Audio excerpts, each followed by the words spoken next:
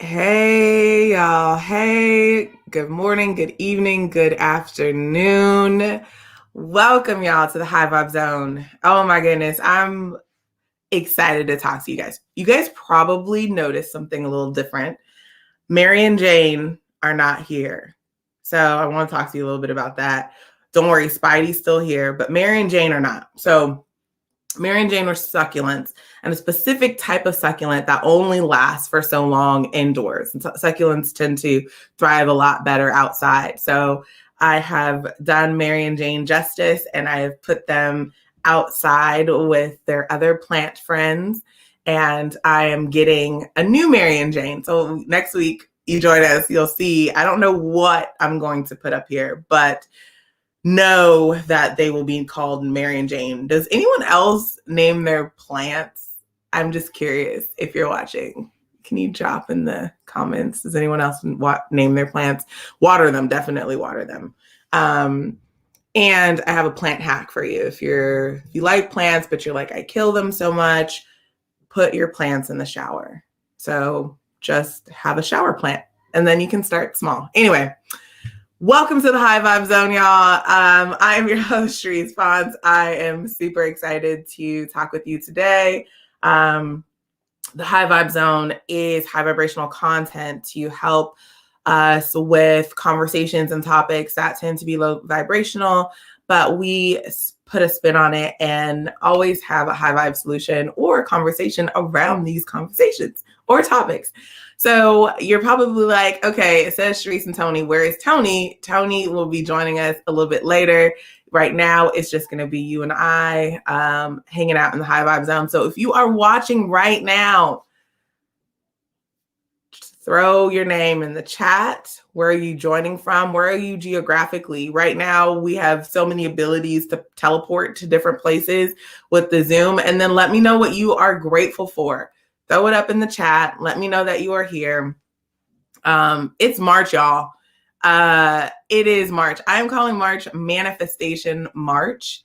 I think that this is a great way to start or end a season. We're moving into one of my favorite seasons is spring. All the birth and all the amazing things happen around spring. So, what are you working on right now? What are you trying to manifest? Let me know. Drop it in the chat. And if you are watching the recap, still drop it in the chat so I can see it, so I can respond to it. But again, welcome to the High Vibe Zone. I'm just waiting for my amazing guest, Tony. So I'm just going to sit here and chill with y'all and we can talk about whatever. So first we started off with plants. I'm trying to think, is there anything that I want to maybe start off and while we wait for Tony?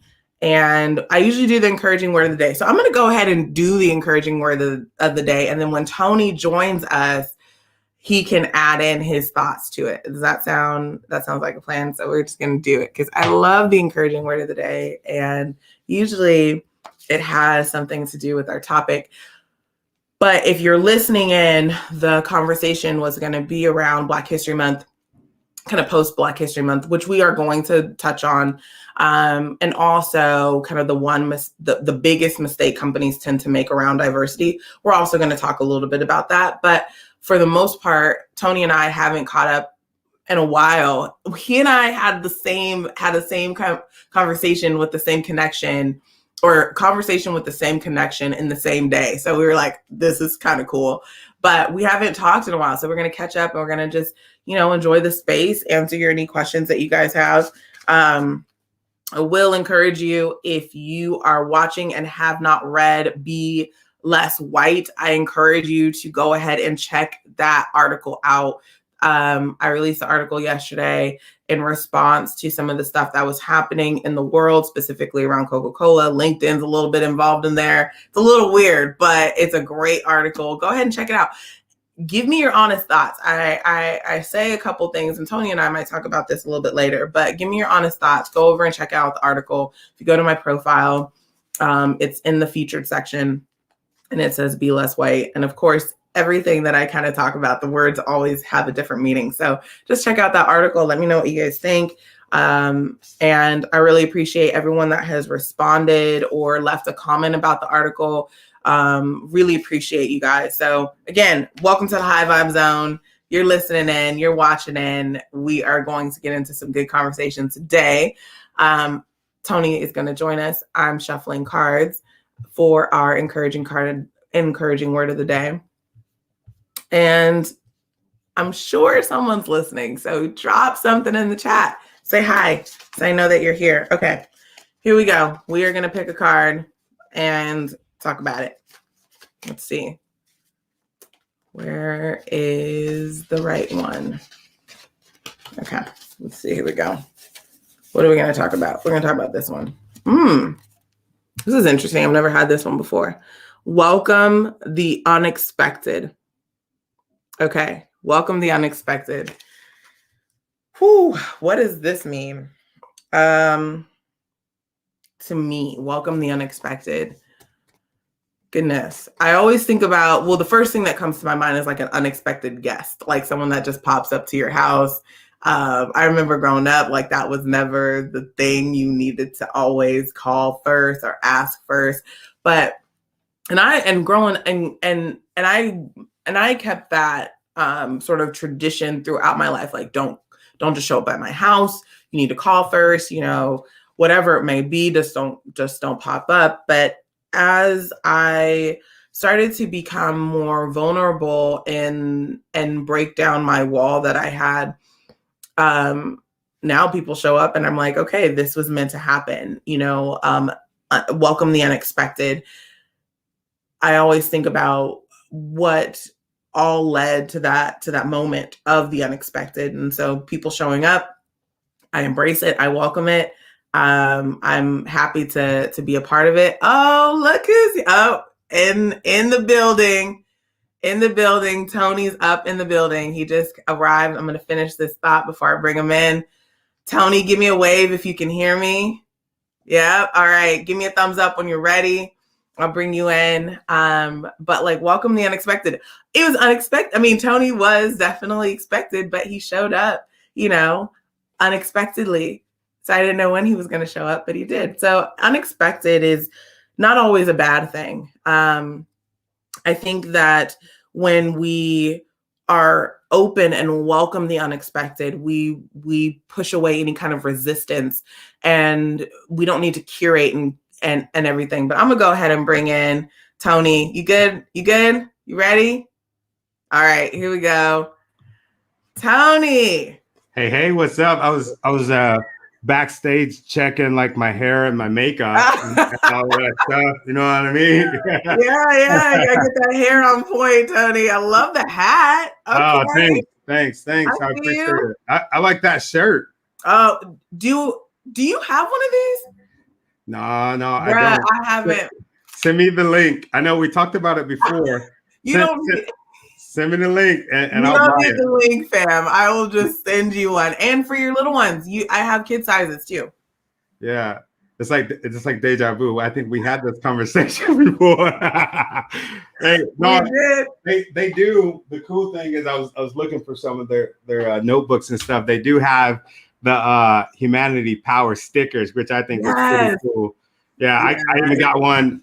I even got one on my laptop. Oh, yeah. Yes, Tony, represent the humanity. I love it. Man. It's like where it all started. It's like, you caught me in the baby stages of Humanity Power when I was talking about job formations. And then it kind of spiraled into that How to Become a Racist workshop, which is launching next week. Super excited for the it's the third time I've done it. It's been 6 months since I've launched it, but man, it's a throwback. Yeah. What's funny about that? What's funny? The reason why that called me, and I was just listening because what I did was that first conversation, man, it meant so much to me. I put that on my podcast so that it could be the first one. And I was looking at the YouTube, the YouTube version of it, and I'm like, this is like when I first got started to sort of editing. I'm like looking at it like, no. But I listened to the audio and I'm like, Yeah. oh my God, like how powerful this was. And the reason that I reached out to you was, like you said, those job formations, which is, it's crazy, right? Not crazy, but the good thing about it is I was reaching out to you because, you know, I wanted the rest of like the world to see it, right? But now that I look back, it was like my soul needed to see that. You know what I'm saying? Like that's what helped me get through it. I remember being in my car and looking at the cards. And anyway, I know you got an agenda, but I just no, man. Yeah. No, I just no, it, yeah. You warm my heart with that. Yeah, no, I mean it. No, I mean it 100%. I mean, they were like literally in the cup holder in my car, and I'm like looking at them and I'm saying them, and I'll put, you know, the one that I grabbed like in my pocket, which is really cool. And I even gave one to the last job that I worked at. I even gave one to somebody that needed. So yeah, it was definitely impactful. And I think more people need to have those cards. But yeah. Well, we can definitely give away a few for anyone that is watching or listening. If you guys want some of these job formation cards, I send them out for free. You just need to give me your name and address. I don't spam you, none of that stuff. Just I'll send them out. If you're looking for a job, definitely you need some encouragement. Job formations are solid, and thank you so much, Tony, for sharing that. It's like, wow, we just never know how things are interconnected, right? Like all of that journey. So I really appreciate that. I was talking a little bit about I pulled the Encouraging card of the day. And I was talking a little bit about it, and the card is I'll show it to you. It's welcome the unexpected. Ooh, that's powerful. That's powerful. So I was like, I'm gonna wait for Tony to show up, and I'm pretty sure he's gonna have something to say. We do have a comment here from Maria, which is dope. She loves that. Reminds her of the poem by Rumi, the house guest of welcome the unexpected visitor. Be grateful for whoever comes because each has been sent as a guide. Wow. That's deep. I love that. Yeah. Okay. What do you think about this word? The word welcome the unexpected. What does it mean to you?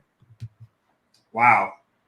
Well, we wake up, right? We wake up in the morning and we have our agendas, right? We have our agendas. Just like I woke up this morning and the first thing, I was talking to one of my clients, and the second thing was, getting on here in the high vibe zone, which I've been looking forward to. I think I even hit you up last week, like, hey, I never got the link, but that's kind of how my brain goes.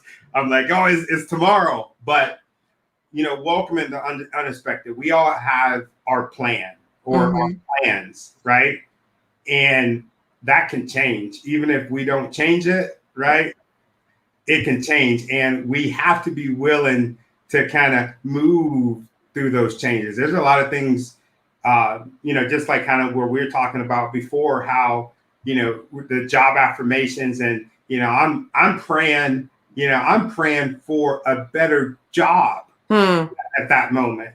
Right. And I'm looking for jobs, and I went out and I'm like, doing my resume and doing all of this, but for whatever reason, it was that moment where I'm just like, you know what?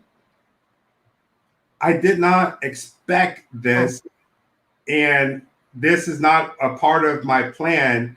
But you know what? I'm already off the cliff. I've already jumped, so I need to start my own business. Yeah. And then, you know what I'm saying? But that's how that comes. It's almost like that unexpected. I just think about obstacles, and then I think about after the obstacles, I think about the opportunities, and it's just like the unexpected is your opportunity. Yeah, that's what the unexpected means to me. It is your opportunity, and there's no denying that. Yep. Man, you just came in like straight off the cuff, just like got it. I love how you interpret that, and I have nothing else to add other than the fact that when you think of the unexpected or you think about things that have happened in your life, most of them have been unplanned. They have been unexpected. Right. When I think about birth, it's unexpected, right? I mean, you can have your due date, you can plan as much as you can, but it's unexpected. As a doula, when I get called to a birth, I can gauge a few things, but when that baby's come, it's unexpected. However, my last baby, I did have a sense. I was like, I think I did write this when I was in Bali. I was like, I think this baby likes Christmas. Knows Christmas is my favorite holiday, and little dude was born on Christmas Day. So I was, but I still wasn't expecting it. So I was in full blown labor and didn't even think I was in labor. So it's like, you just go. But it just comes, right? It's almost like it comes when you want it to come, and sometimes it comes when the universe wants it to come, right? Yes. Yes. Yeah. Absolutely. That's a huge, and I was talking a little bit earlier while I was talking a little bit earlier about how, making this March like manifestation March. What do you want to manifest, right? You want to manifest, do you want to manifest a better job? Do you want to manifest a better relationship? Do you want to manifest, fill in the blank? This encouraging word, welcome the unexpected, really allows for that to happen, allows for those things to flow and get into that flow state, because nothing births out of resistance. Nature doesn't fight to exist. It does. And there's this quote that I like that says, our existence is predicated on 6 inches of topsoil and the fact that it rains, right? It's just like so simple. And going with that flow is really dope. So, man, I loved everything that you said. And this is definitely, oh my gosh. I think this is one of my favorite cards that we've had, honestly. Yeah. One of my favorite ones so far. No, you definitely can pinpoint that. I mean, to anything, everything. You definitely can. You know what I mean? Yeah. Well, okay. So I don't know if you saw my note. I kind of switched up. Again, very similar, like the agenda. I'm like, you know what? I'm feeling like I just want to have a conversation. And yes, we can talk maybe a little bit about post-Black History Month. Great. And yes, we can maybe talk a little bit about the biggest diversity mistake. Great. But I kind of just want to have, I always enjoy our conversations. And I think we always end up with some type of, from me, I learn from you and I know vice versa. And so I just thought, sure, we can talk about these things, or we can talk about something completely different, and whatever that looks like. I didn't see the notes of the change. Yeah, so I like this though. I like it. I'm gonna welcome the unexpected. There we go. We welcome the unexpected, y'all, here in the High Vibe Zone. So what's been on your mind lately? What's been on your mind? Oh, what's been on my mind? I love it. I love it. You really put me on the spot. This is good. I like being on the spot, though. I like that container. I think, I know what's been on my mind is actually what we've been talking about. The plans that I made, the deadlines that I set, whether it's day by day, week by week. Like, I have a vision board, just like a lot of people do. And my vision board is in here.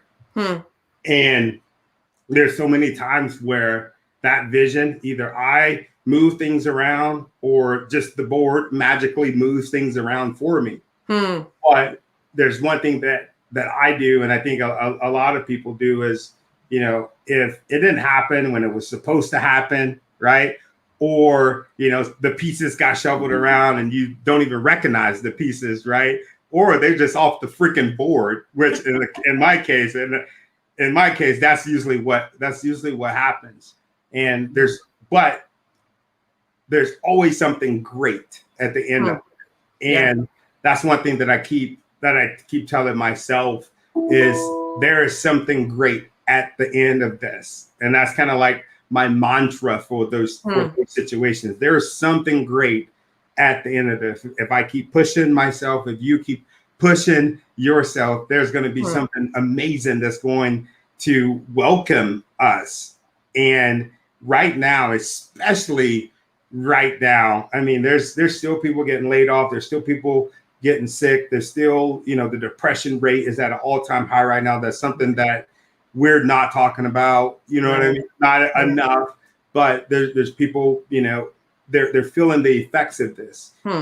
And that's what those vision boards, that's when they need to be like readjusted. So right now for me, right, I never would think that I would say this, but the thing that I look forward to is the hikes with my family on Sunday. I hated hiking before because I didn't feel like I was going fast enough. I didn't really care about looking at the trees and stuff like this, right? But now, now you see me and my kids and my wife, like I'll go off the trail and we'll just be like magnified by this tree, right? And just like taking it all in because we had to welcome this unexpected situation that we're sitting in right now. So I would just say, that's what's been on my mind is just, taking advantage of, the good that come with the bad, sorting the bad. Is it really bad?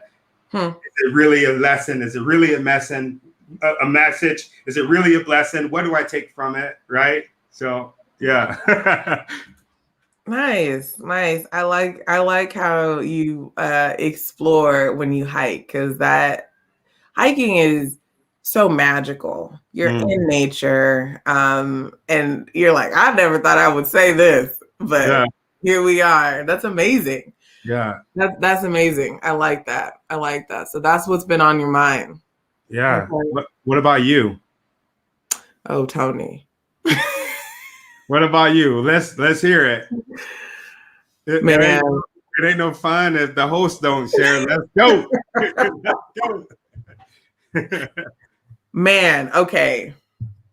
A couple things have been on my mind. One of which I wrote about yesterday. I don't know if you saw that article. Be Less White. Oh, yeah. About Coca-Cola. Yes. Yep. Yes, I did. That's been on my mind. I've also been having this very deep thought around 85-year-old Charisse and just thinking about, when I'm 85, do I want to have these grudges towards these people? When I'm 85, do I want to still be so concerned about what words I use to where I don't speak up at all? When I'm 85, do I want, how does 85-year-old Charisse operate? And the way that I see 85-year-old Charisse is she's just raw. She just is love and light, but just raw. And I was thinking to myself, okay, from 85, I might have 15 years-ish left. Uh-huh. Why wait until I'm 85 to... I'm glad you said that because that's what I just wrote down. Look, I wrote down, remember, why wait? Go ahead. Yeah. Why wait till 85-year-old Charisse? Why not do this now? And so this really comes at a very interesting time where a lot of the conversations I've been having have been with my husband or close friends around some of the things that I'm observing in the world. And I don't carry a political lens. I am the least political. I get the donkey and the elephant mixed up. I vote, but I just don't have I can hold space for both sides. I'm I can hear what you say and I can hear what you say. I can have conversations. I don't really have any kind of feelings around that. But I do have some feelings around when we are dealing with, and I think this, which is why I do the workshop, How to Become a Racist. I do have feelings around this disease and this primitive nature of racism. And not only that, but all these other isms. And so I find myself to be very passionate about the topic and also very confused because I'm just wait a minute, we can go to Mars, we can go to the moon, we can do all of these amazing advancements in technology, but we cannot see past someone's melatonin. lack of or not lack of. Like Mm-hmm. we can't figure out how to heal and how to come together and how, so that's just been. And so when I read about Coca-Cola, I was like, I was pretty upset. And because it's like we are not solving anything. And I don't want to wait until my lifetime is over to have my kids go into a space, to have your kids go into a space and that still, and not experience what it's like to not experience what it's like. You know what I mean? Mm-hmm. So that's been a lot on my mind. And just how do I navigate that conversation? Like I want to be very respectful of the fact that it takes a little bit of journey to get to where I'm thinking, or just if people might have a different opinion or thought process.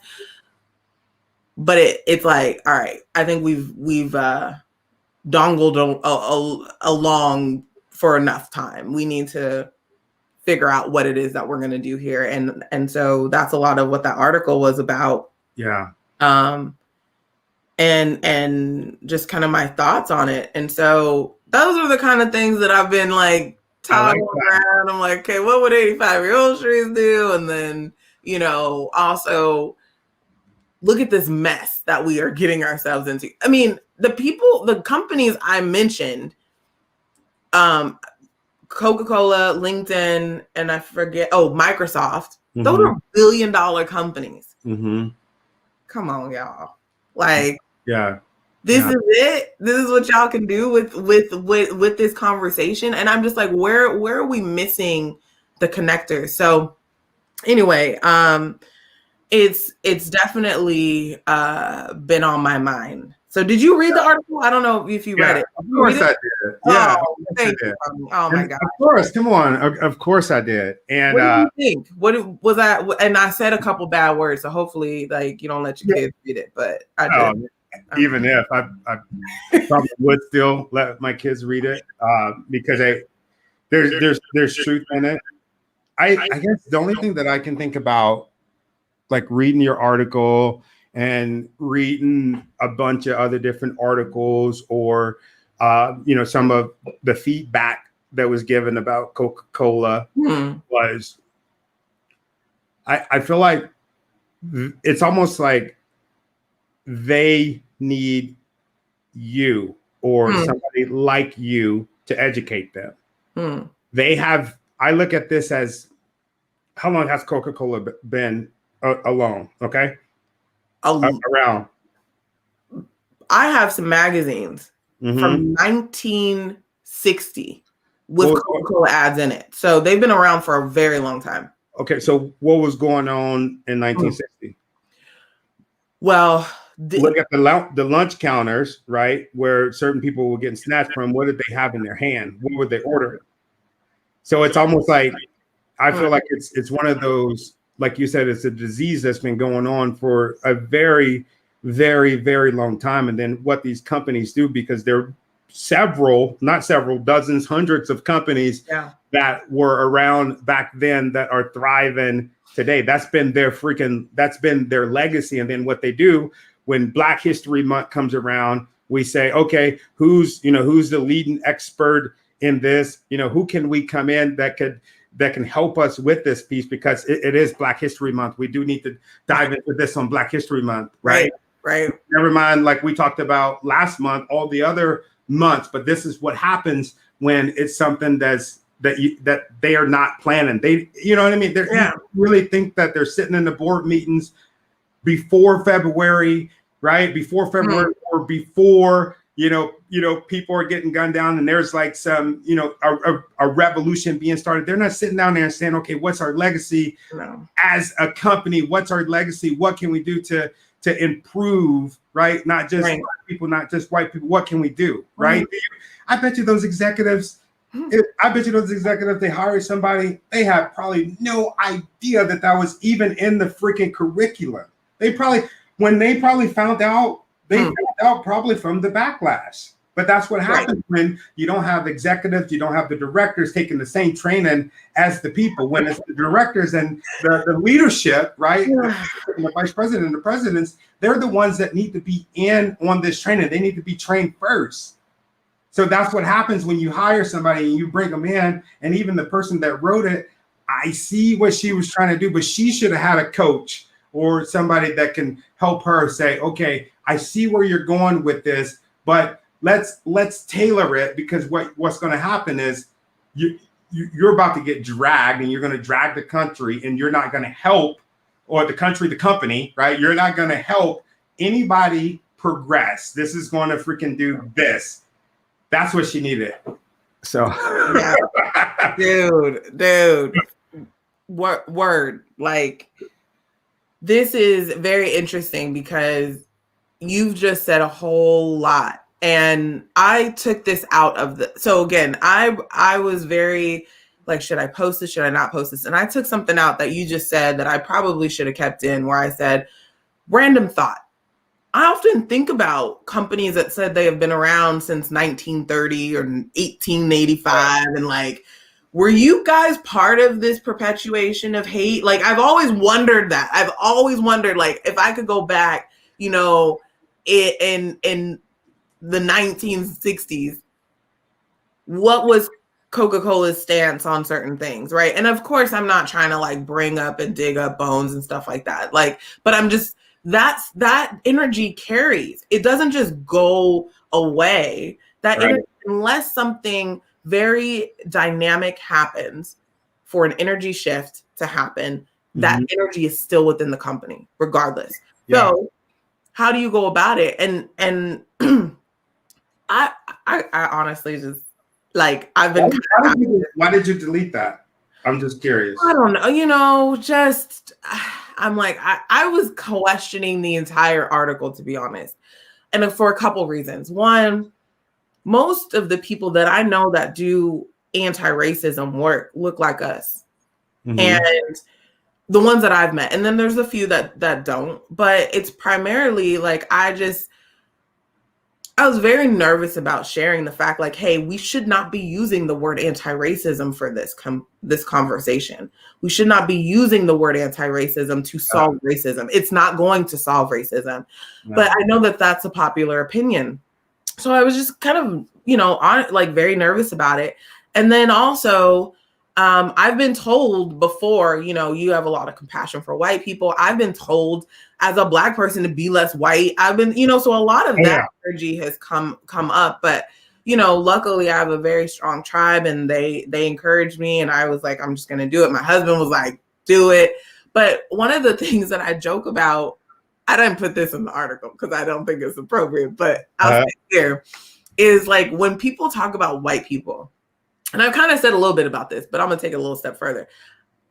What white people are they talking about? Because I need to know. I mean, what, like, are we talking cocaine white? Are we talking like male white? Are we talking like, what kind of white are we talking about? Because I need to know this. It's like very confusing. Because and granted, I think growing up in the Bay, there's obviously been this bubble out here that I've learned, because my auntie in the South, she was like, look, there's a completely different, you know, dynamic down here.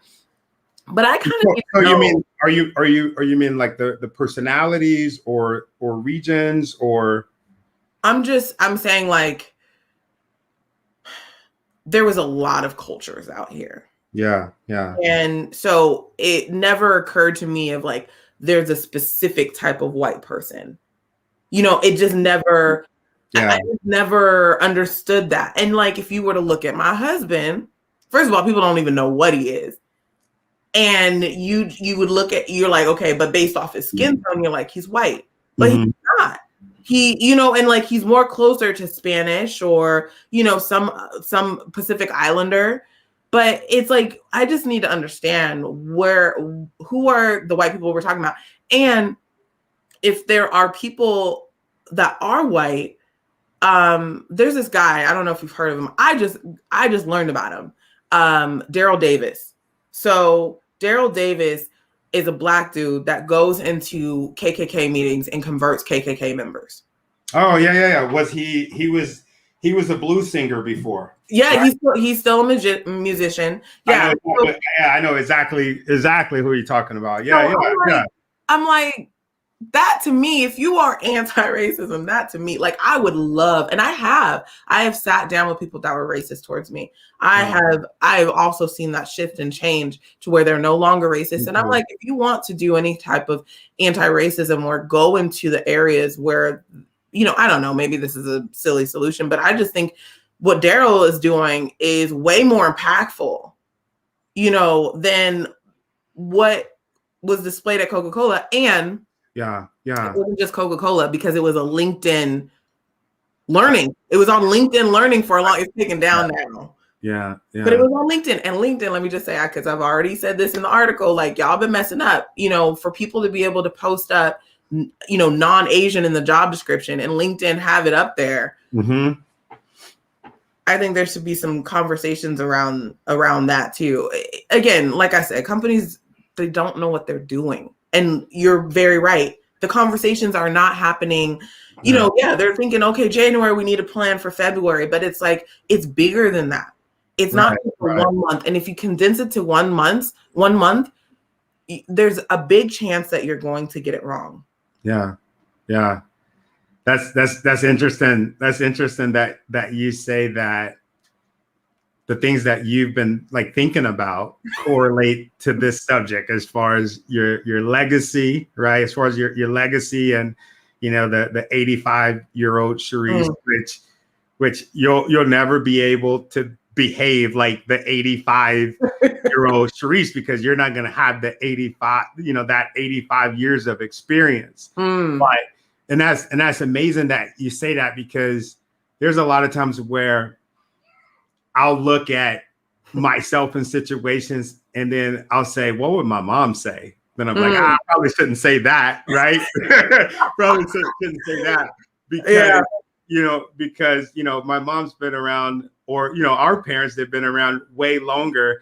Right. And once you start, and I've noticed this with especially thinking about some of our ancestors, right? Once they start, they get up there in age and they've had that lifelong series of experience, right? They start saying different things and they start living a certain type of way. But I mean, I love the way that you're moving. I love the way that you're conscious, with that, and not wanting to offend people. But this work that you're doing, I mean, is going to happen. I mean, if it isn't relevant from, when you and I did that show, the backlash that we got from it. Yeah, dude. But just from the name. Yeah, just from the name. But you're doing that. You're in the trenches, right? You're in the trenches, just like Daryl, right? In the trenches and making it happen. And I think when that happens, right, and during that process, I just think about the abolitionists. They weren't going and telling our people, hey, hey, you really need to get out of this situation. They were freaking snatching them up. Right. Whether or not, what did our great ancestors say? She could have saved way more people had they known that they were enslaved, had they known that there was light on the other side. And sometimes I feel like we have to snatch them out of the bed and bring them to that realization. So that's where that's what I often think about. And I do the same thing where I'm just like, should I post this? And then I think about it, and then I'm just like, it's what's on my heart. It's what's on my heart. And maybe I'll tweak it a little bit because, sometimes perception is reality. But yeah, I don't know. I would love to talk to the author of that training. And I do know, I think that she was like a consultant for them. She wasn't like full time. I think she was a consultant, but I don't know. Right now, it's like really cool and really popular to be edgy, especially on LinkedIn, or to say, things to push the needle. Just like right now, the F word. I see that in so many different people's like profiles, the F with the asterisk, F this, or not your effing this, or the effing this. And it's just cool. And I think, maybe, she could have been trying, to do the work, but maybe just got lost in the whole, that's just be less white. It's just a weird thing to say. It is and with examples. Yeah. So what if we flipped it? What if we flipped it and somebody said, be less black or be like this? It's just racism is racism. No matter whose mouth or, no matter who's causing the actions, it's freaking racist. It's racist. Racism does not discriminate. Yeah. And don't you think it's weird that we had the same conversation a month ago? Yeah. About, the importance of it. Should we have it? And, the companies that get it wrong, and then boom, that happens. That happens. But that was because of lack of planning. They didn't vet her. Obviously, they didn't have their hands on this project because it's a very sensitive subject. Never trust anybody, especially a consultant, just to say, hey, we're just going to roll with that, because who knows? Coca-Cola could be trying to get it right. They could be. And you're absolutely right. They could be trying to get it right. And this is, and I know that this was probably a really, yes, they could be trying to get it right. They did say it wasn't mandatory, and that in itself is that opens another conversation. So you're going to do a training around a very important topic, but not make it mandatory. That's another so whether they knew, didn't know, it doesn't matter. And like I said, I'm like you guys. And when you talk about planning, I'm like the guide. So I've been a couple companies that have shared with me that they've used the planning, preparing for Black History Month guide. And what's really cool about this guide is it transcends around culture. So you can use it for any culture. The planning is there. Like, all you have to do is have the intention, but you can't buy intent, right? You can't, if it's not there. So it's like, I'm much rather Chick-fil-A. Let's take Chick-fil-A, for example. They are very clear about where they stand, right? Oh, yeah. And you can choose to go there if you want, and you can choose not to go there. Yeah. And I think I think that's how companies need to just come out. If you are not, if you don't care about Black people, or you don't care about social justice, make it known. Just say it and save yourself some money, save your people some time. Right? Because you might have people that are super passionate about it and you're not really serious about it. Then just say that. For example, Women's History Month, right? Mm-hmm. You don't need to celebrate every single thing that's going on in this world. So if you don't care about women, guess what? Don't celebrate Women's History Month. You can celebrate something else that's a little bit more important to you, or save it for something that's more important to you. This month there's a lot shifts in the springtime. You have Passover, you have Ramadan, you have all of these other things. So if that's more important to you, make space for that. But I find it to be really interesting that companies, because again, they don't want to appear as, I don't know what it is, but it's like, just say what you feel and just act upon it with intent. If you don't know, say you don't know, but find someone that can help you figure it out. And just, like, for the record, I'm not DEI. Like, that's not my space at all. I'm culture, I'm anthropology. And I think maybe from that lens, that's why. Why do we confuse that? I'm saying, as far as, if somebody would, look at the work that you do, that's what they would automatically assume. And I assumed that, and then I think you checked me on it. you checked, which I love because I don't know if I don't know, but why do we do that? Do you feel like when we say D&I, that it's just like a business plan instead of and intentionality of. You're going to get it all today. So let's go. This is the thing. D&I, just for people to know. And then there's also DEI. There's all of these things. Okay. So diversity, inclusion, equity, belonging. What people don't realize, what companies don't realize, is just because the words are shorter doesn't make it not less complex. Mm-hmm. Diversity should be its own focus. Inclusion should be the main foundation. Yeah. Equity rolls into that. And in fact, what most companies, and someone had said this, it was very smart. Most companies say equity, they mean equality, because there's a complete difference with that. Yeah. The belonging happens within the inclusion. So the order of operations are wrong. And so the formula just keeps coming out wrong. Yeah. Yeah. Companies should drop.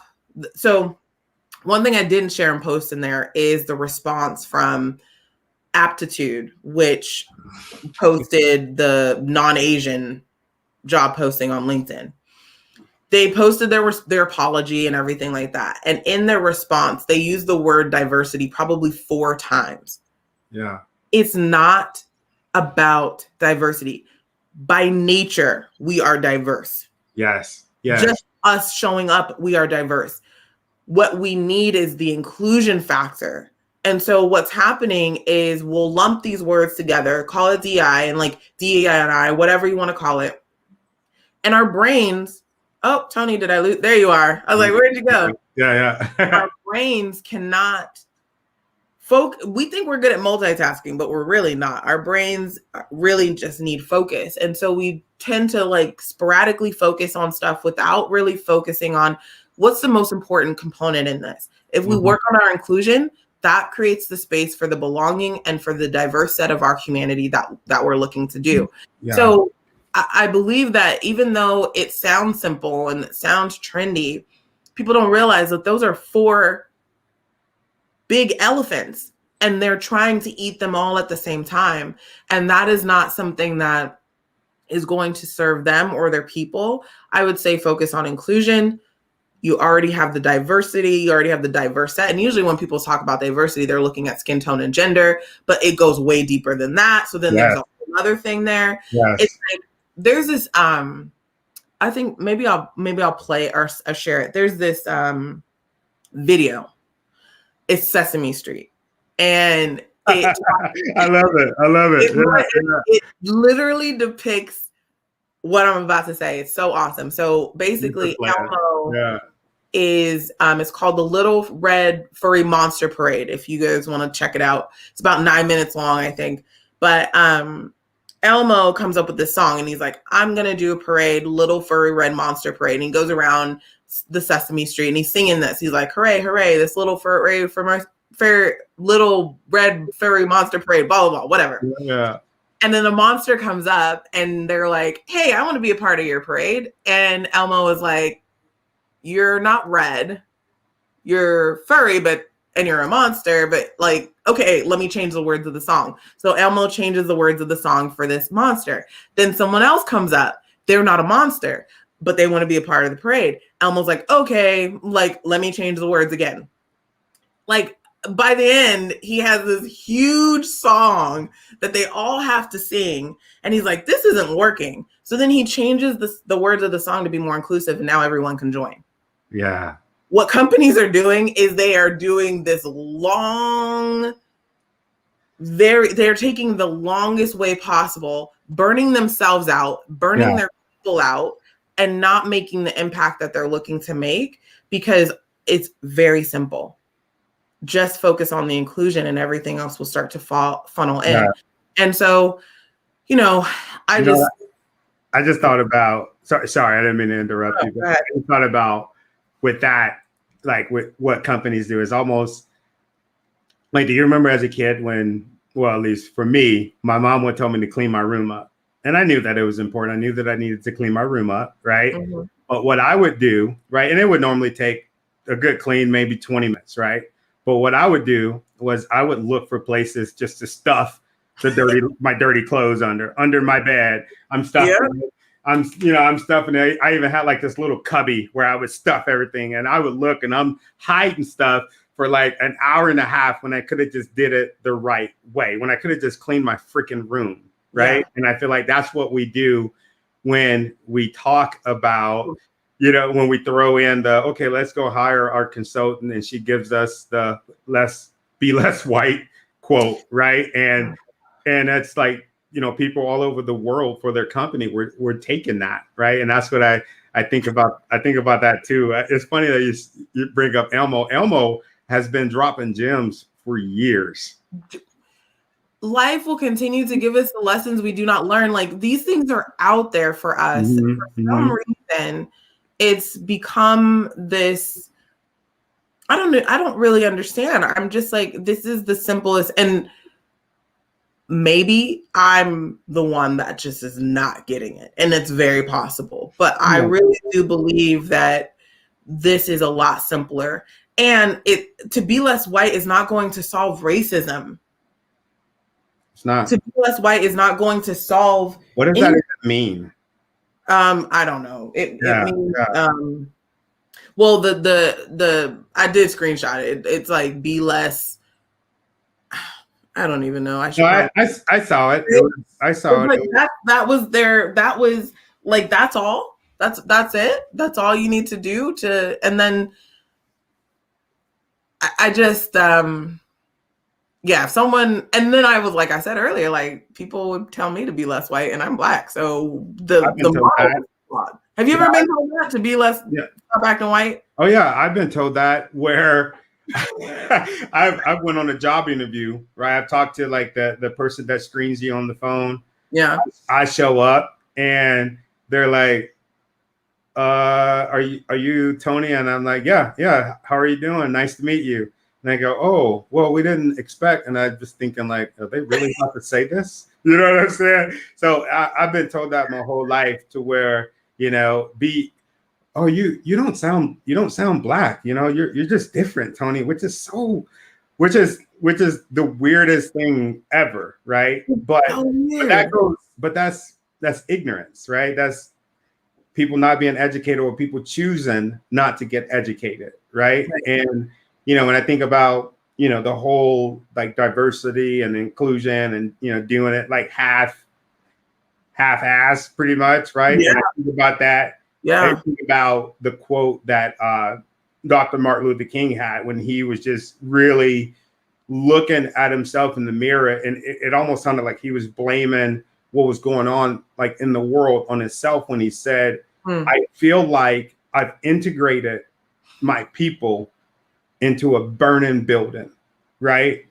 And he realized that he had been preaching, and this came from him. I'm not putting words in his mouth, but it was almost like he realized that he had did the work, as far as, letting everybody know that, we should be more diverse. We should have, people of all colors into schools, and, but he's looking at the news. He's looking at all of this stuff. The little girl that's going to school getting stuff thrown at her. The people that are, in restaurants getting beat because of the color of their skin, right? Yeah. But those people, they were opening the doors for them, but nobody in the buildings. I don't want to say nobody, because I don't want to generalize it, but as a whole, we weren't educating the people that was inside of those establishments. So it's now how many years ago did he say that? Like, I feel like I've integrated my people into a burning building. And I look at the government, I look at all of these different establishments, and like, the buildings are burning. Yeah.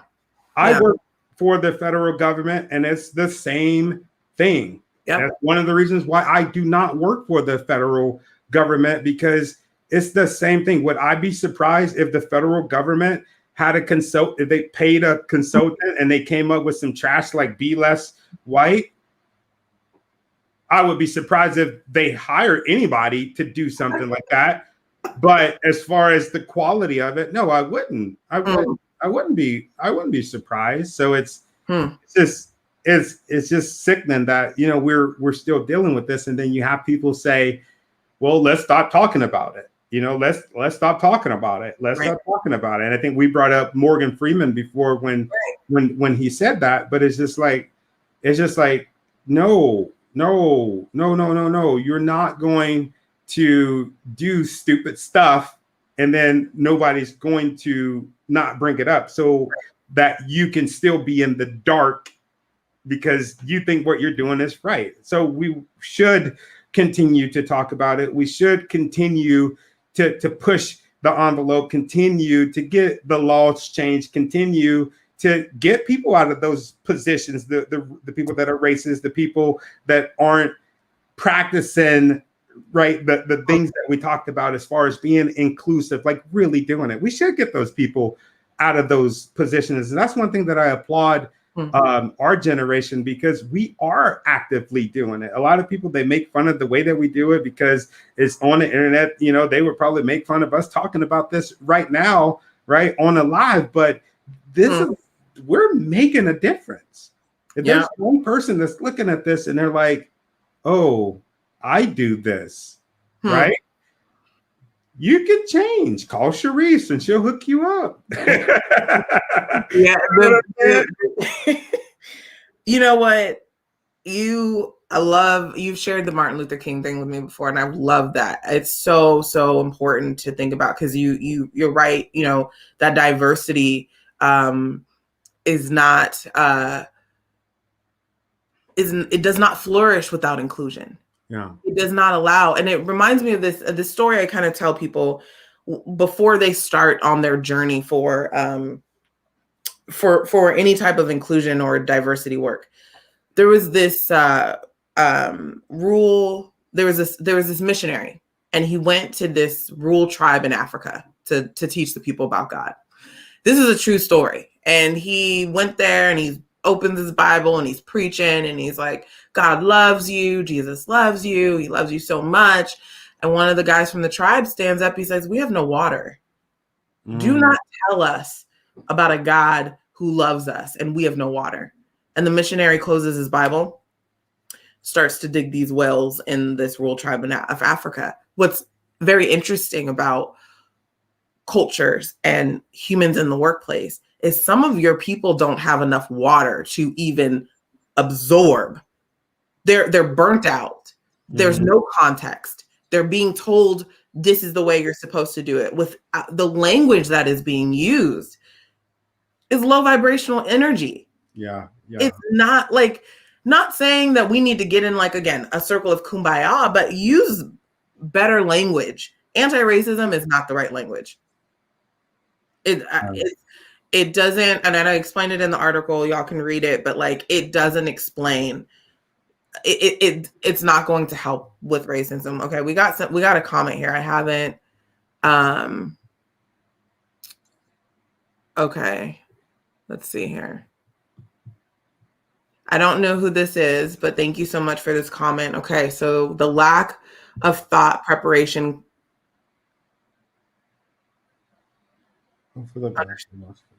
due to the majority of who's ahead of them. They slap it together, hope for the best, and always fall short because they don't get it. They don't want to take the time to get it. It's unacceptable. It's a shame. It's simple. They make it complicated due to the lack of care. It doesn't affect their profits enough to care. Boom. Yeah. That's an interesting fact. But it's what's interesting though is it will. It will. And it's not, maybe not in this moment, but how many companies that were on the top, no longer, you don't even know they exist. It happens.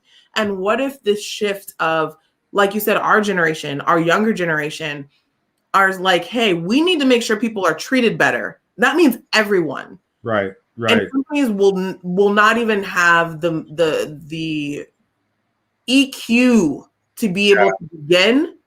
They aren't going to exist. Right. People aren't going to take it, because it's like, why would I go to a place? Why would I show up? There was a live I watched the other day. Shout out to Reggie Waterman. He had a guy on there, Joel. I love Reggie. That's my dude. Reggie's the dude, right? Yeah. So he had a guy on there named Joel, and Joel was like, I was suit and tie for a while, and now I'm like Columbia working 4 hours a week, there are other options, y'all. Yeah. Companies, it's not our grandfather's time where they had to work a certain trade until they retired. So thank you, LinkedIn. It just shows LinkedIn user, but thank you to whoever shared that comment. Very spot on. Yeah. I think that's interesting. That is interesting. We're talking about all people, right? We're talking about all people, right? And that's where we get it wrong, is when we say Black people, white people, Asian people, and we kind of go down that whole freaking tunnel, because that's what it is. It's a tunnel. You're not going anywhere, right? You're not going to go from point A to point B. But there's a group that I've been studying quite a bit. Actually, they're from your area, right? And they had this saying of power to all people. Power to all people, which is interesting, because you know what group I'm talking about, right? Yeah, I think so. Yeah, the Black Panthers. And a lot of people don't know, but they were about all people. And they had an education program where they were talking to schools and doing, the same work that you're doing, talking to schools, talking to businesses, right? And dealing with all people, power to the people, power to all people. And they actually had a slogan where they're like, power to the white people, power to the Black, you know what I mean? And to me, that rang out, humanity power, because like we're all together in this together. And once we start separating everybody, like, and creating like these silos, like what we do in our businesses. And that's what these businesses do. Like, I'll never forget when I worked for a telecom company, and I was told, oh, well, the way that we operate, in order to go talk to this person, you have to go and talk to this person. And I was just like, I don't understand it. Like, help me understand this chain of command. It's just so weird. He goes, well, it's like a silo. And I'm like, whoa, that's what, really? And they were proud of, this silo mentality, but you can see the silo mentality in everything, especially, with Black history and the way that they treated people, like in the company. It was a silo. And I'm just like, so that's the foundation. That's the foundation. And we have to like disrupt the foundation of not just these companies, but the foundation of our country. Yeah. We were founded in silos. So like we really, like we need to break that. And that was one question that I was going to ask you is, like, when you have a company like that, as far as like in your consultant business, like what is the first thing that you do? And I ask this because I've been getting a lot of messages on LinkedIn specifically, like, okay, Tony, we get it. Help us. What are some tangible solutions to help? My company is, and there's one person, they were white, and they said, my company is racist. And I feel like that I've been a part of that. What are the first steps? Well, this is where the unique component to Culture Circle comes in. Anthropology. I use anthropology and I start there. So what that means is I go in and observe what the culture is telling me. What tends to happen is I look at everything as an island. And so I must be invited on the island. So usually when companies are like, we want to engage with you, I'm like, great, I'm invited to the island. Now that I'm invited to the island, I must respect what the island has been doing. I might not have to agree with it. I'm like, why are you husking the coconuts like that? That's not my job. My job is to say, they're husking the coconuts like that. Interesting. And then they're using it for this. Okay. So I'm observing, I'm using anthropology to understand and observe. And that's most of the beginning components. And I do that through an assessment, which gives me the data of what the culture is saying. And sometimes the culture will just tell me through that. Or, then I start to have conversations, and based off my observation and conversation and some of the data, I'm usually very spot on of what is causing the discord or the challenge or the lack of or this. And I did this with one client partner. I was with them for less than 3 months. I think it was, no, you know what? It was less than 2 months. And they had an initiative. They had a diversity initiative. They had the whole like committee kind of thing. And I broke down the entire thing in less than 2 months and told them exactly where the challenges they were facing, why things aren't working, how to redo it, how to not go in and have to reset everything, but to start where they are. And it was like, because I observed, because I look at it from a different type of lens, because at the end of the day, companies are all made of humans, and humans have hearts. Humans are variable. Humans dab in the space of energy. Like there's a whole nother component that I'm paying attention to. So I don't go in and say, here's like 1 through 6, do these things. Yeah. Or here's a check the box. And to be honest, the first thing before I even engage is I let them know we're not one night stand consultants. You're not going to bring us in thing. And the energy has to be there. Like all of my client partners, shout out to y'all, love every single one of them. Like a deep love. Like we don't just talk about business. We talk about life. We talk about deep conversations, and we are able to have that because of the space that we've created. And then we get to business, we get things done, but there's another way of doing business. And so that's where I would start, observing versus going in, because if you use this model or template or, something you've gotten from a training, the culture is a ever evolving survival mechanism that is used within the workplace. Yeah, so not one size fit all. Yeah. There is no one size fit all. But you know what's interesting? What does kind of fit all is humanity, treating people like people. Yeah. Being able to see past your ego. Like those transcending components really make up the change that you're looking to see. But I mean, that's kind of where I would start, is I would observe, and then I can quickly pinpoint, okay, this is where it is. And it usually, Tony, not surprising, most of it is a lack of inclusion. Companies have not worked on inclusion because they were told to focus on diversity. Just bring them in. It's like bringing all the blue-eyed, green-eyed, all the, it's like, no. Very similar to what Martin Luther King said, it's like, there needs to be that inclusion there. And you brought up something that I want to just touch on is, have you watched The Butler? Mm-hmm. I did. I had mixed feel. I mean, my brain was changing so much like during that movie. I mean, I felt some feelings, and I feel like I need to go back and watch it 2 more times, honestly. I cried a lot on that movie, but there was a point in it where, if you remember at the end, and kind of spoiler alert, y'all, so put us on mute. If you haven't seen it, it's been on for a while. If you haven't seen it, maybe this would be a reason to go watch it, right? Yeah. So at the end, when he's sitting there watching Obama become president, he realizes the stuff that his son did was making a difference. All those sit-ins, all the times he got and it's uncomfortable. It's uncomfortable to watch.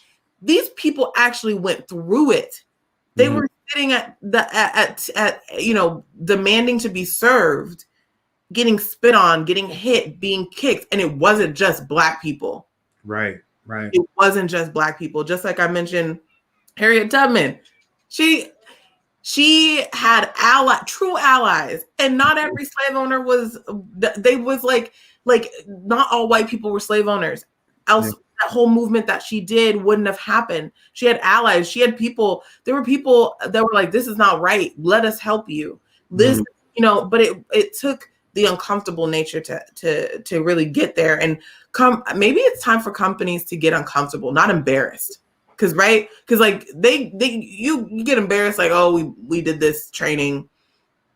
Maybe it's time for them to get uncomfortable to where it's not an apology that can null things out, but it's a period of growth that happens in the depths of the darkness that might need to come to the light, whatever it may be. Yeah. What I think about is you ever notice that when somebody, high level or, in the news media, they get caught doing something, right? Yep. But, it's inappropriate.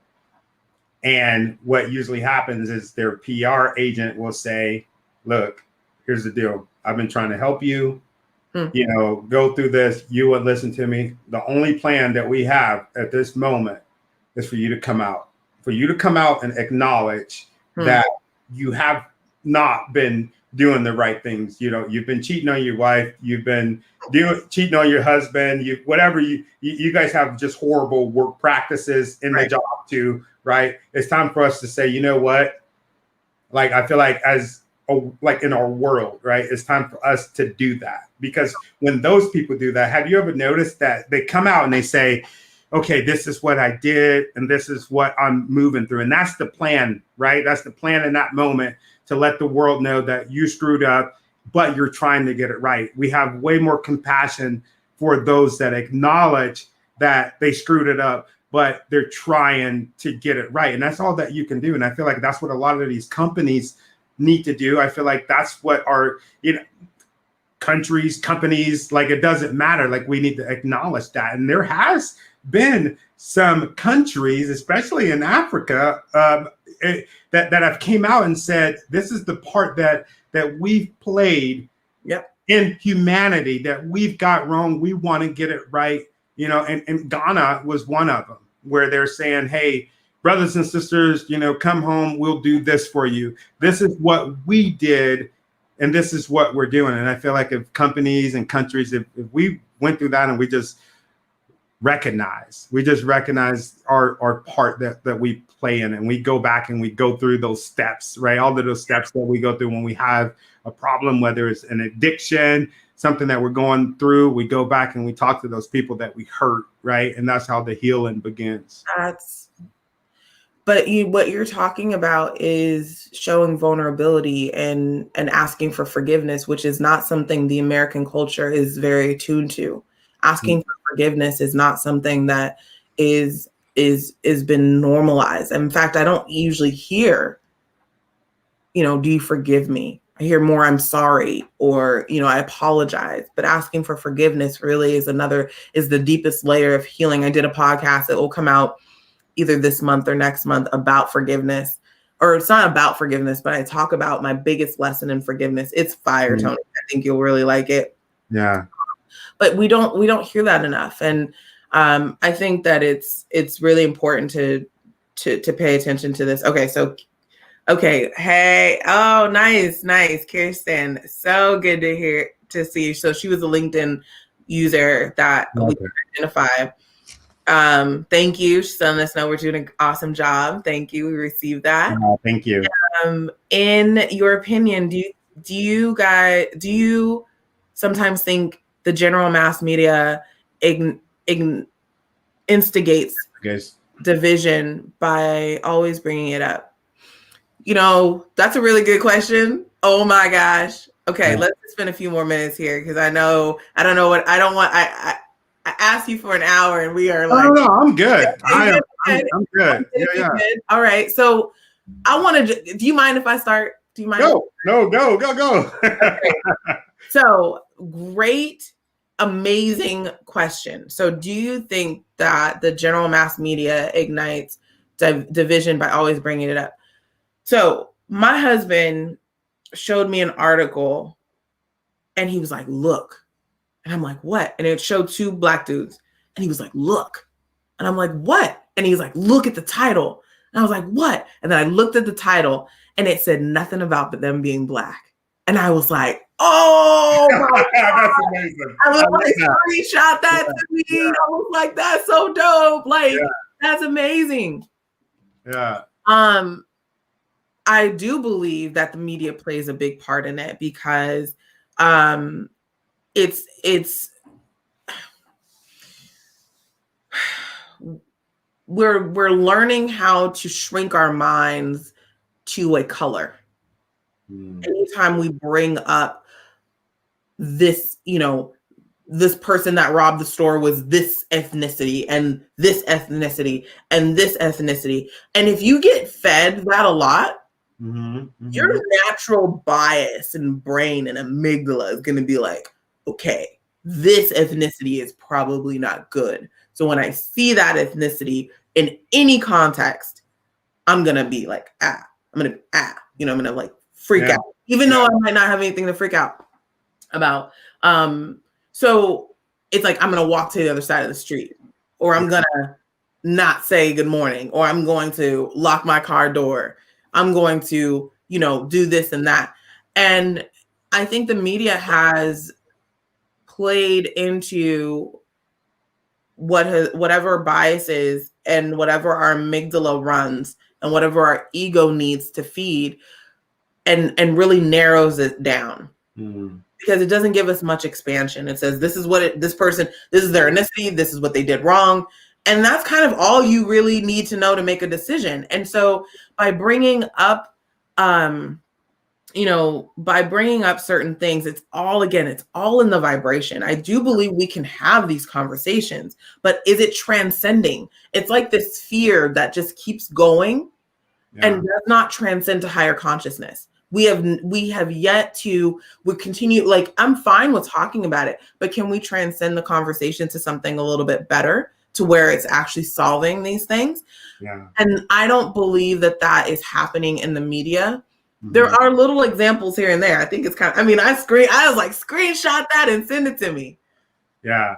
No, that is amazing. I love that, that he's conscious about that. And it makes me think about my wife too. And we're always, going back and forth and, looking at different examples, but highlighting the positive examples, because, we don't want to sit around and consume all the negative examples. Is with the media, one thing that I noticed, especially, the media is just like social media, right? The media is like social media. If I made a post right now and I said, oh my God, I was just in the high vibe zone. Charisse and I, we got into it, and she said this. Oh my God, you gotta check it out to look at it, right? You gotta check it out. I'm telling you, that thing will have freaking thousands of people going to watch it. But if I highlighted the things that we're talking about, the interest might be a little bit low, because I think it's humans, right?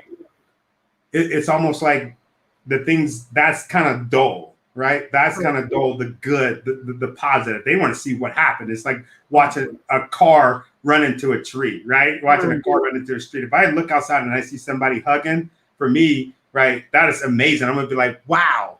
There's some people that if they see somebody fighting, right, everybody's gonna freaking run outside. There'll be more people outside looking at the fight than looking at two people express love.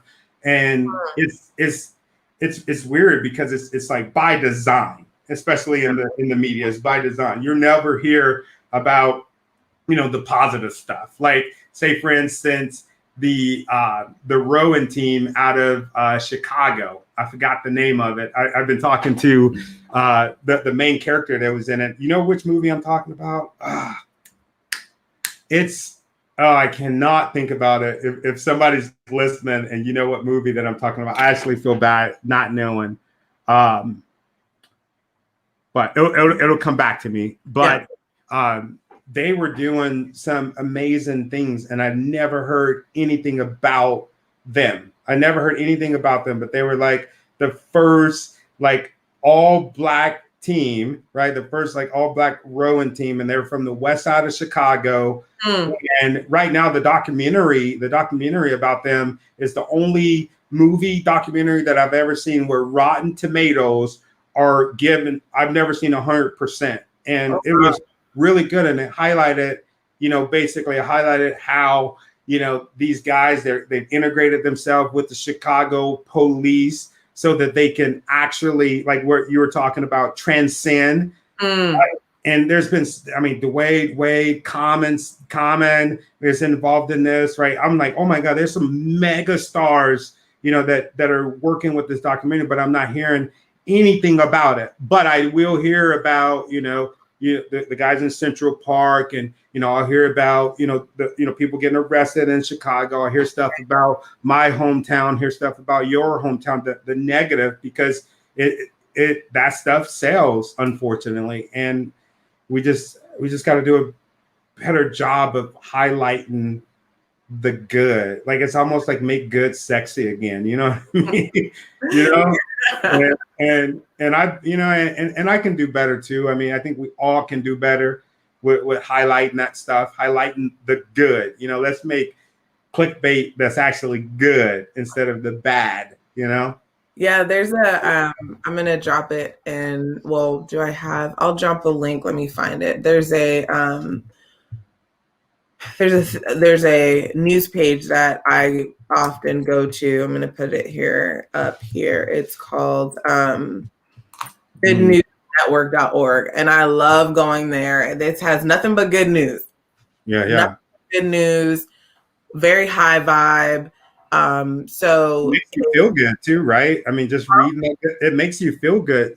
Just it does. Someone once told me, so I was talking to a neighbor of mine, and she's like, there's so much bad in the world and you have to watch out. And I'm like, where are you getting this from? And she's like, I was like, this stuff is being produced, right? Like, someone has to go in and actually highlight this stuff over some of the positive things that are going on. So in her mind, the world is going to, hell in a handbasket.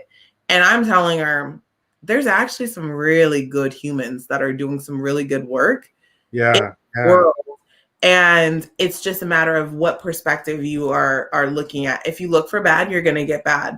And sometimes people wonder, why is my life like this? I'm watching the news, in the morning and the evening, and I'm dealing with anxiety and all of these. And it's like, probably because the energy that you're intaking is not healthy to your body. And I'm a huge believer. So I haven't watched the news in 5-6 years now. I don't watch it. My dad gets on me. He's like, you need to know what's going on in the news. My grandpa used to get on me about that too. Yeah. I'm like, if something's happening, I'm sure I'll find out. Like, you watch the news so you can tell me if I need to really know, right? Yeah. I get everything third party, so it makes the filtering a lot easier. So I'm not going to so I can curate my energy. Also, my mentor, I think she's like 75, 76 years young. She says she doesn't watch the news. She just reads the paper so she can pick out what she wants to, so she stays informed, but she's not ingesting, continuously. And so it's a very interesting thing, because the news will tell us what they want us to know. And it's usually, and I like to kind of hear both sides of it. I like Daryl Davis. I think what he's doing is amazing. Go out with the KKK and talk to them. Yeah. And you might see, like, for him to be able to convert, we're dealing with humans here. Yeah. There is always another side. It's just, are you holding enough space? Are you at the right vibration to be able to connect with that other side? Tony, I talk about awkward silence, and the way that I think, and I love, first of all, I tell people in my workshops, I love awkward silence. I'm a bird. I don't. I hate it. I always feel like I have to say something. I hate awkward silences. Maybe after I explain to you what awkward silence is, you might be a little bit better with it. I don't know. But I basically say awkward silence is just a misalignment in frequencies. We're just like, it's like, oh, we just missed each other a little bit with what I said and what you said. We're on just a little bit of different frequencies.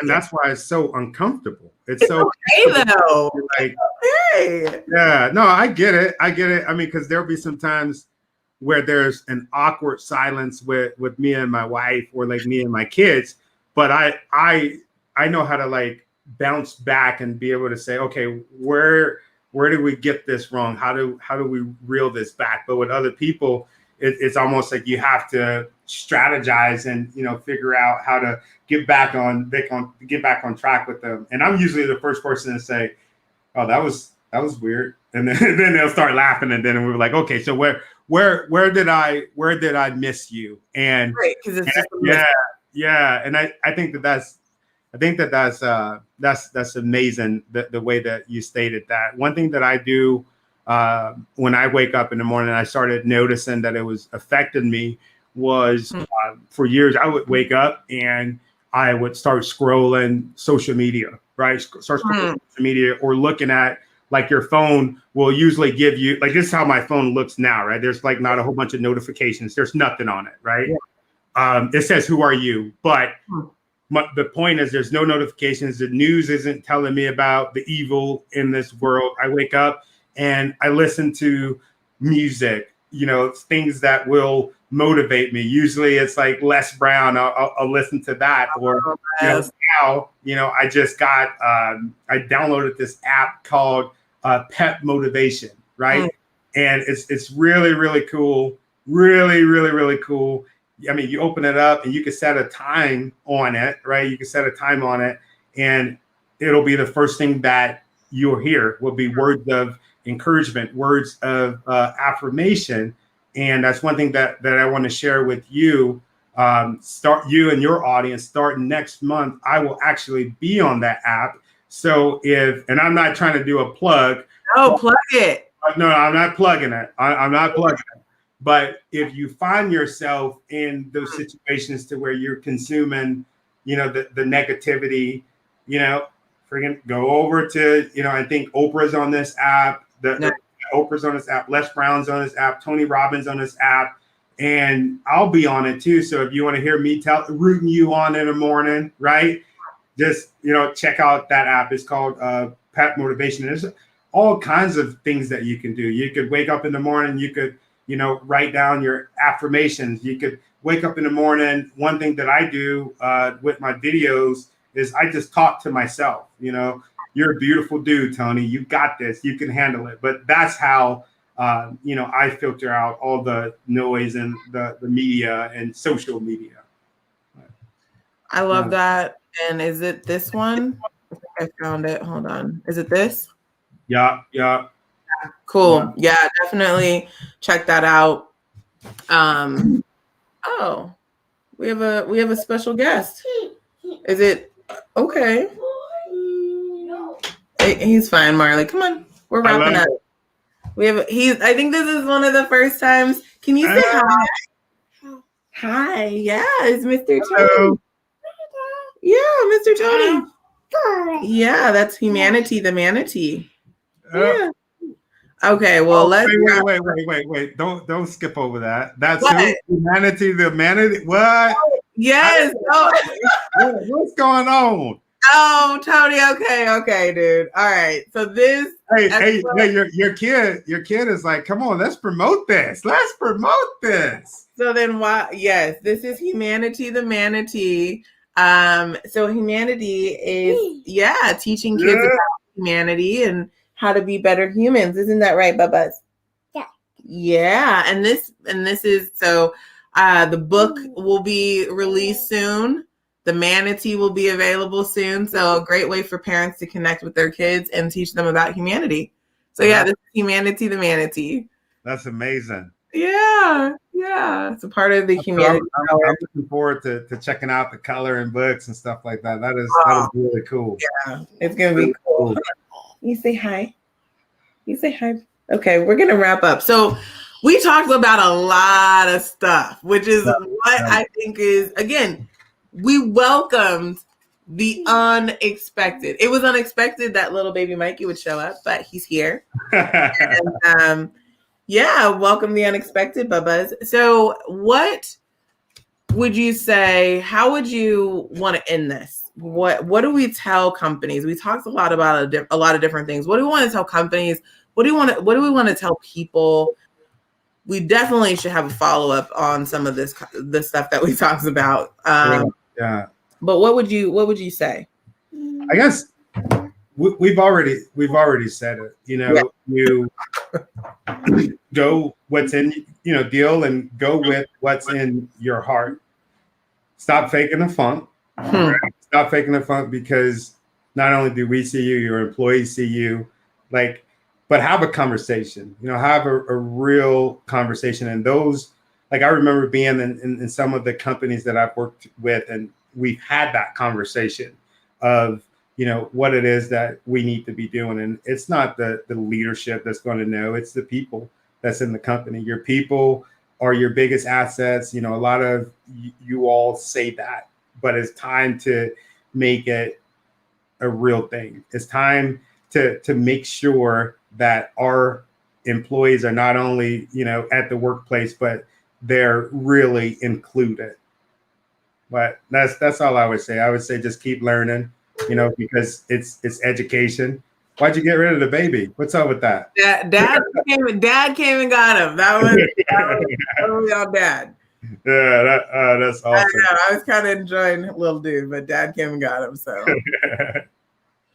but yeah, that's what I would just say. Just lead with intentionality and just be open. Just be open. You would, oh my God, you would do such a better job, and you would be in like high favor with your employees if you just sit down and ask them. And I noticed that with my kids. Like I'll say, you know what, that didn't come out right. I'm sorry, I dropped the ball. How can I do better? And I think that's what these CEOs they need to do. They need to put themselves on the hot seat and just say, how can I fix this? I don't want to give you any lip service. I want you to give it to me. How can we make this better? Yeah, it's communication. That's all it is communication. Yeah, it's communication and education. Yeah. Education for real. And you made me think about, it's not about me, it's about we. Mm-hmm. And that's where the inclusion comes in. It's that Ubuntu. It's that understanding that there are levels to our humanness, and we can access all of those levels as we continue to go upon this journey. But we won't do it with this old way of business. We won't do it with this old way of thinking, with our egos being intact and, this self-preservation, apathy, ego. Those things will just bring us down even quicker. Companies really need to just take a step back and just think for a second. Just take a step back. Like we just take a breath. I like to use birth analogy. The baby's not on the way right now. Like just chill. We're not having the baby right now. And even when we do, doulas will get this. Even when we are having the baby, we aren't in reactive mode, right? Yeah. We are calm. We are present. And so companies can learn a lot from doulas, actually. So I think that, just taking a step back, read the article, check out Tony. Let me throw I got some for you. There we go. Check out Tony. He's on all of these handles and socials, and, have a conversation with them. He's doing amazing, amazing stuff. I'm just, very grateful to always have these conversations with you. And I'm glad that we kind of switched it up a bit. We welcome the unexpected as normal, like, hey, the word always correlates with the conversation, which is amazing. And if you're a company out there and you're like, we probably could be doing better, I'm happy to have a conversation. I have no problem sharing some thoughts and some ways that you can get on a better track. And if anything resonated with you guys, just let us know. Reach out to us on the DMs, send another comment, love. These conversations are fun, but we're also speaking a lot of truth. So if it resonates with you, let us know. I'm going to give you the last word, Tony, before we wrap up here. You always put me on the spot. What's up with that? You don't have to think. No, I'm kidding. I love it. No, I just for everybody out there that's listening, I hope you all have a good day. I hope that you go easy on yourself, and that you're learning, and that you're, appreciating yourself, because, that's what this is about. That's how you enact the high vibrations in your life, is loving yourself. So that's one thing that I want to encourage you to do, is to keep loving yourself, keep believing in yourself, and keep bettering yourself. Is that a word? Bettering? It is now. Better. Yeah. Bettering. Hey, it's all good. Yeah. All right, y'all. Tony, hang tight. Light, love, and gratitude. Thank you so much for being with us today in the High Vibe Zone. I'm Charisse, my amazing guest, Tony Taylor. This side. Yeah, there you are. Over here. Have a beautiful rest of your day, evening. Thank you for joining us in the High Vibe Zone. We'll see you next week. Bye. Bye-bye.